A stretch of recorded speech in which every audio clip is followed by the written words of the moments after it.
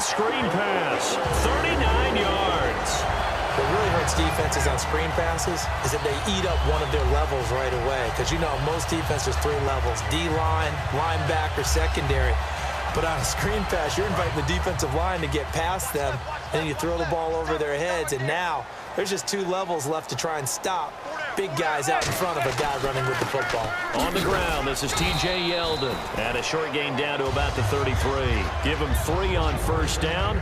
It'll set up a 2nd and 7. Partner, we know today's NFL is really built around the guy throwing the football. But these short runs, they still pay dividends because they can take their toll on a defense, and they can add up as the game goes along. You control the clock, you control the ball, and that way you often control the game.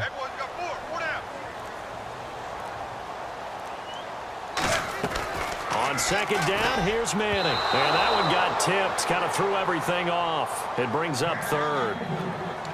Anytime a ball's thrown in the middle of the field and it's popped up in the air, I expect someone to catch. It doesn't matter whether it's offense or defense because there's usually a great amount of bodies in that part of the field. In this case, no one came up with it. Got to get to the 26 for a first. This is 3rd down.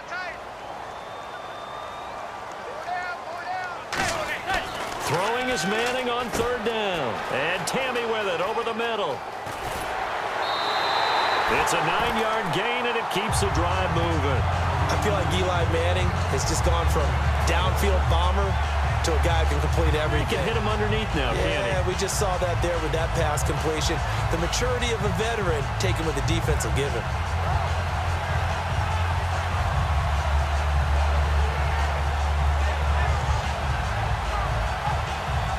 Offense comes to the line now, 1st and 10.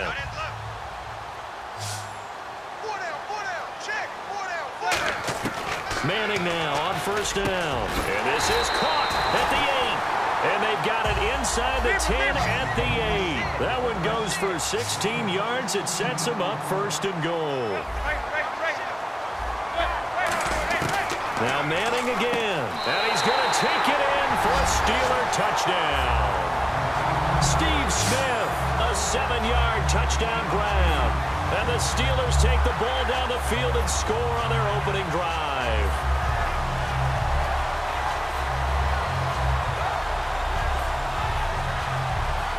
Nick Novak on now for the extra point.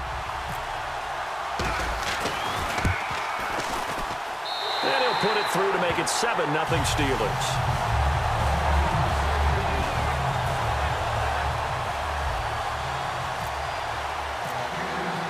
Now it's Novak on. He'll send this one away following the touchdown.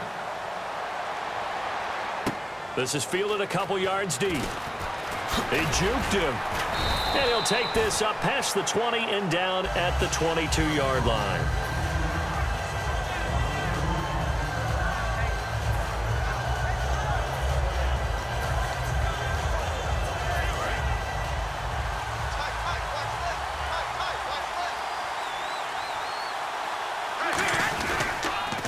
Here's the first carry now for Todd Gurley. And he will lose yardage on the play, back at his own 19-yard line. A loss of a full 3 yards, and now it's 2nd down.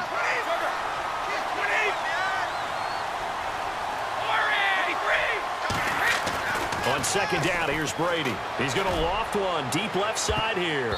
That's going to be knocked away and incomplete. Marquise Lee, the intended target. And that takes us from 2nd to 3rd down. One of the toughest things about playing defensive back is pattern reading, trying to figure out what they're doing. And on that one, they had the fly, just sending a guy downfield with the in route accompanying it, what people call a dagger route, trying to hit the guy underneath after the clear out. In this case, though, they're not able to get it done. Yeah, they said forget the underneath route. They went for the guy on the fly, but as you said, incomplete.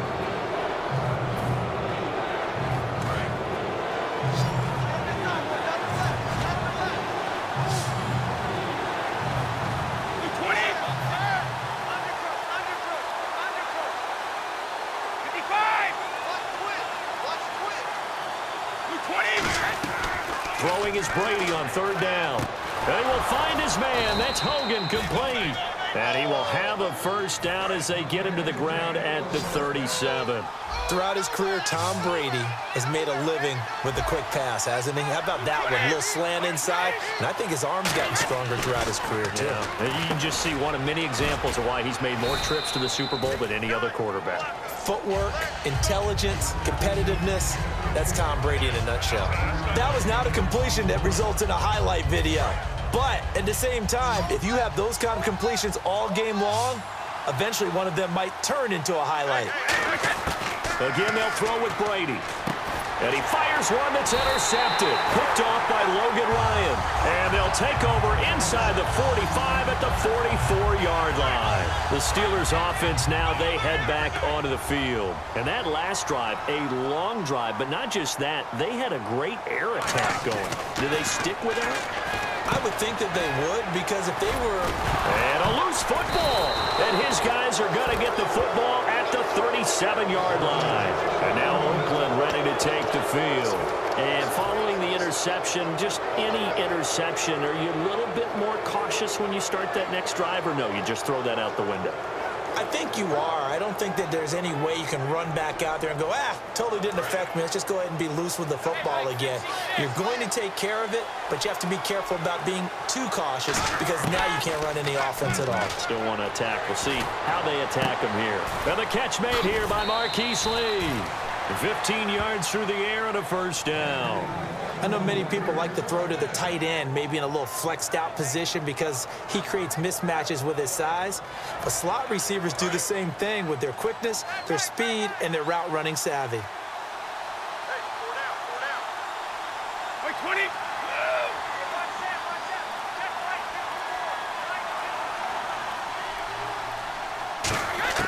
On 1st and 10, here's Brady. This one complete. It's C.J. Fedorowicz. And all the way in. Touchdown, Oakland. C.J. Fedorowicz, 48 yards. And the Raiders, they're within an extra point of tying this thing up.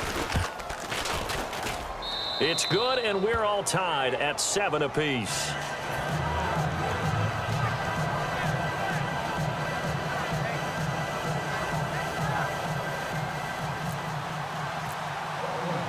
So a tie ball game here as the kick's away. This fielded at the 2.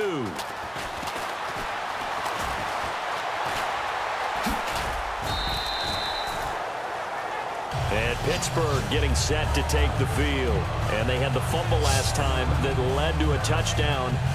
That's a no-no.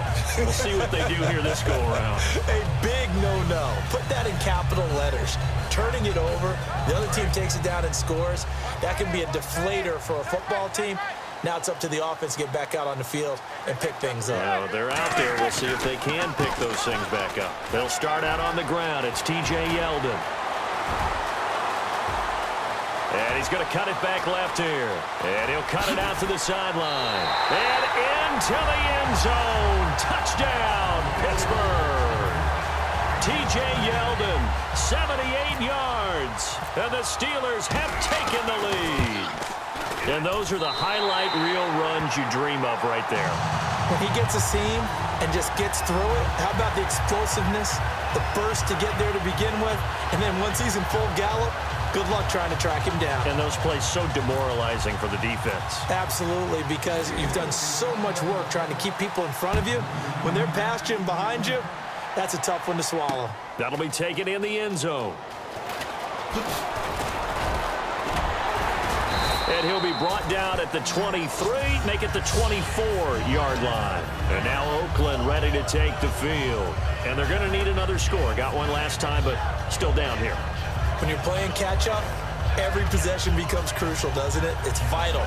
Get back out on the field, punch it in the end zone again. They know it's not easy, but what they do have going for them, they did score the last time. They think they've got a good formula working. And what about the defense? Well, now you're just saying to yourself, okay, we gave up a score last time. What adjustments do we need to make to slow them down now and get the ball back for our own offense? Is it more pressure? Is it more zone? What do they have to do? They're trying to figure that out themselves. We'll see if they can figure that out right here. Offense still needing 10 yards, second down. Even in today's NFL, when we think of the tight end position now as really a glorified wide receiver, we're still asking a lot of those guys. They have to block as well, and every now and then, they don't come down with the football. He was looking for Todd Gurley, and it's third down. Not too many things get to a quarterback of this magnitude, but I think it's safe to say that pressure can get to any quarterback. Now, he's obviously a great franchise quarterback, but felt the pressure, threw it incomplete. And to the left side, Fedorowicz has it. And he's able to get the first before he's taken down at the 36. Ready to go now in the second quarter. Brandon Gaudin, Charles Davis. It's the Raiders in possession of the football. And they've got it here with a first down.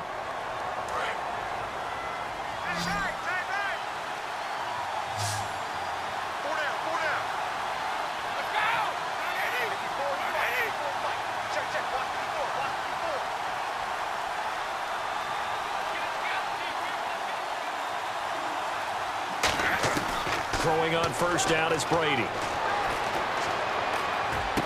He rifles one that's intercepted. A great read, and it's picked off. And he's able to take this one back to the 36-yard line. And Pittsburgh getting set to take the field. And they hit the home run last drive. One play on the ground all the way to the house. Now the defense, maybe they're expecting a run here.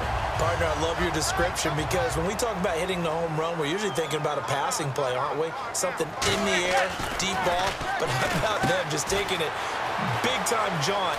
Now if you're coming back out, now they've established this run game. And he's in. Touchdown, Steelers. Jacob Tamme, 36 yards. And the Steelers find a way to stretch their lead. The tight end can kind of be that diamond in the rough secret weapon that you have, and right there they show you why. And it's becoming less of a secret, isn't it, partner? Every game that we do nowadays, the tight end is a featured receiver, not just a blocker, as in the days of old. Novak to tack on the extra point.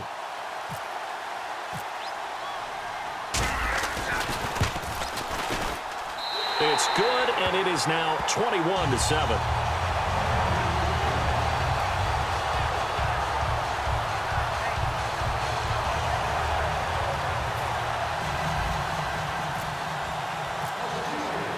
Now it's Novak on. He'll send this one away following the touchdown. This will be taken in at the 1. They'll bring it back to just about the 25. Call it the 24-yard line. The Raider offense now making their way toward the huddle. And following the interception, we'll see what they can put together on this drive. I can hear my old college coach right now. He always used to tell us before every game, the team making the fewest mistakes will win. What they're hoping is that last mistake is their only one of the game. Coaches, that's all they talk about, turnovers, right? Minimizing those and maximizing opportunities. They'll start out on the ground with Gurley. And he's brought down, getting this one up to about the 35. Give him 11 on the gain there. Good enough for an Oakland first down. How many times do we say in this game is speed kills, and it does it in so many different ways. In this case, you got a back who's quick and shifty, can make moves, make people miss, but also gets to and through a hole before it can close down. That's some of the benefits of that speed, not just outrunning people in the secondary. That led to a really nice game. The one running back is Gurley.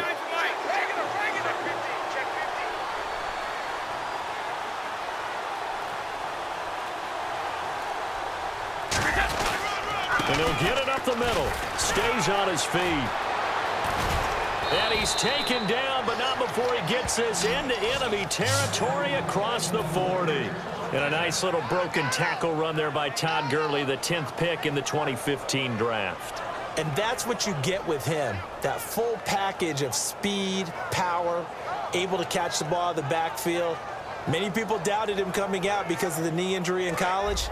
They're seeing the full Todd Gurley now, and it hurts. On first down, it's Gurley.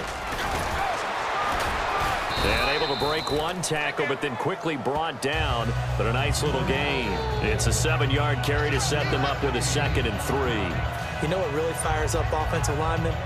When the guy that is carrying the ball behind them can create his own space and break a tackle along the way. See if they stay on the ground for 2nd down. Easy. Now they'll throw with Brady.